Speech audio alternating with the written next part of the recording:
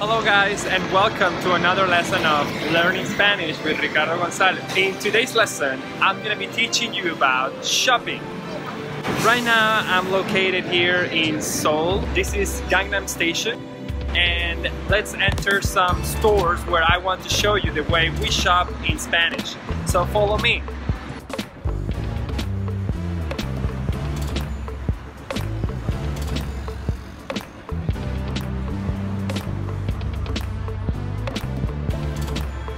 Alright guys, so in this lesson I'm gonna be teaching you about shopping words and vocabulary that we use in a big city, and we're gonna visit some stores and we're gonna see some products. So I'm gonna be teaching you some phrases and vocabulary that people usually use whenever we are buying stuff in a shopping store, in a shoe store or a clothing shop.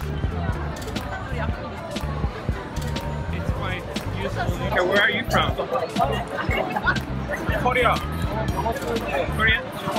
영어를 할 수 있어요? 잘 못해요. Yes. 뭘 하고 있으세요? 잡. 근데 저도 유튜버가 되고 싶어요. 아 그래요? 저 유튜버예요. 유튜버? 후원지. Where from? 장난이야, 뻥이에요, 뻥. 저 거짓말. 베네수엘라에서 왔습니다. Do you like weed? Do you like weed? 노스 아메리카. 베네수엘라? 노스 아메리카. 남미 아메리카. 지역이에요. 남미. 네. 남미에 가본 적이 있으세요? No. 감사합니다. 수고하세요.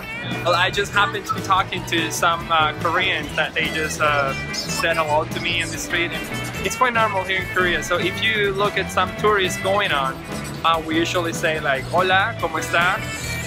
Habla español.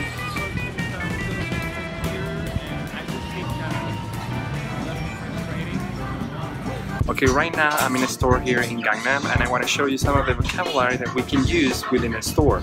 So first of all, we are in a clothing store. Clothing in Spanish we say ropa. In this section we are in ropa masculina. This type of clothing over here we call it chaleco. So it's like a chaleco azul oscura, camisa manga larga de color verde, and he also is wearing a sweater. Un suéter negro oscuro con una capucha. Capucha is a word for hood in Spanish. Okay, and he's also wearing some blue jeans, o unos jeans azules, and zapatos deportivos blancos. These ones we call it chaquetas de invierno. So she's wearing a chaqueta de invierno, and she's also wearing una gorra on the head. Gorra. Look at these chaquetas de invierno. Do you like blanca or negra? I think I prefer negra because it combines with any type of clothing. So let's go to the next floor just to see if they have more clothing in here. Okay, we are in the section of mochilas. What a nice mochilas they have here. In Venezuela we call all of these morral or bolsas. Here we have mangas. This little thing here we call it manga, so this is a large manga. So we'll say camisa de manga larga or camisa manga larga. Next we have franela. We have pantalones largos, and we have pantalones cortos. This type of shirt we will call it chemise. So it's like a chemise blanca. It's a fitting room. In Spanish, this place we call it probadores. Probadores. Una blusa vino tinta con unos blue jeans, un bolso o una cartera. Here we have zapatos. Okay, over here we have some suéter.